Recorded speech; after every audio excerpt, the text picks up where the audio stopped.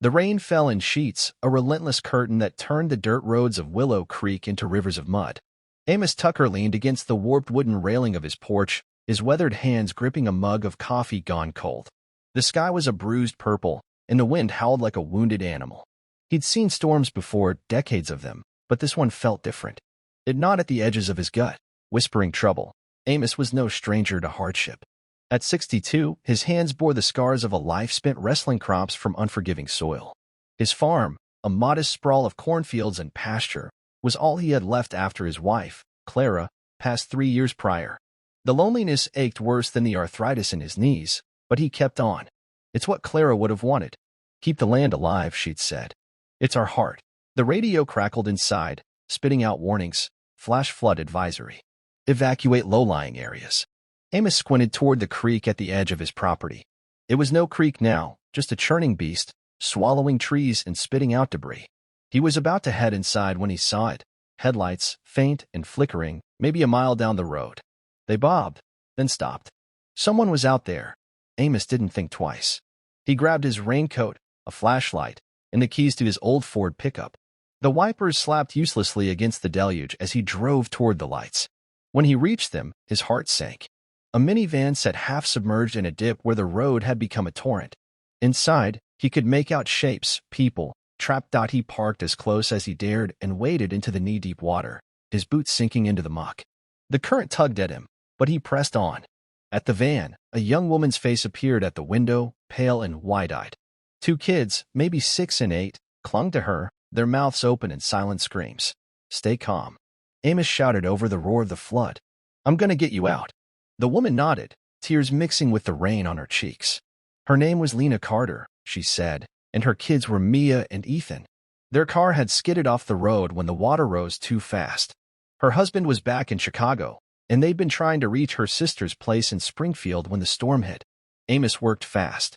The water was climbing, lapping at the van's windows. He pried open the back door, the metal groaning against the pressure. Lena passed him Ethan first, a trembling bundle of fear. Amos tucked the boy under one arm and fought his way to the bank, setting him down on solid ground. Mia came next, her small hands gripping his neck so tight it hurt. Finally, Lena, half carried, half dragged, collapsed beside her kids, sobbing and pulling them close. But they weren't safe yet. The water was still rising, and the road was gone. Amos made a call. My farm's half a mile up. We'll hole up there till this passes.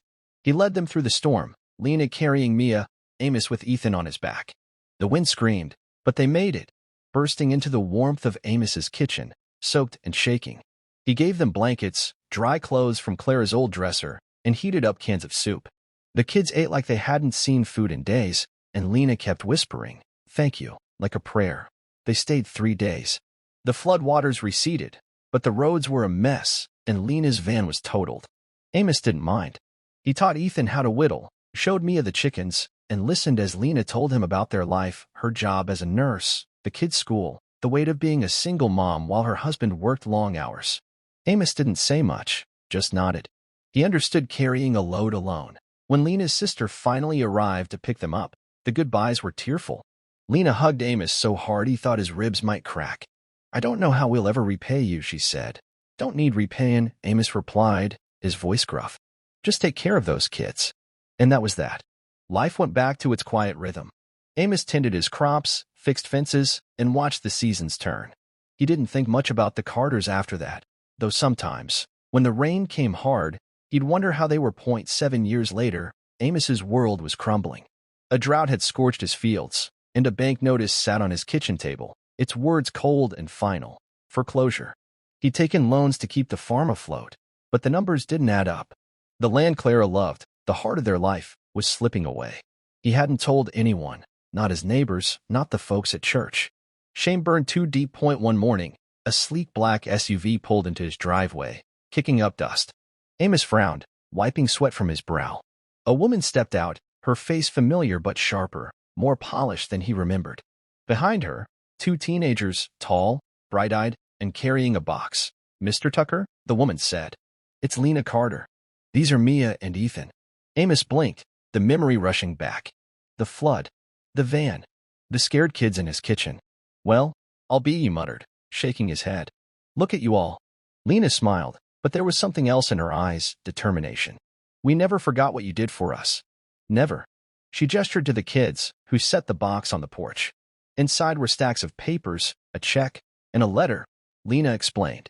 After the flood, she'd gone back to school, become a nurse practitioner, and started a small clinic in Chicago. The kids had grown up hearing the story of the farmer who saved them, and they'd wanted to give back.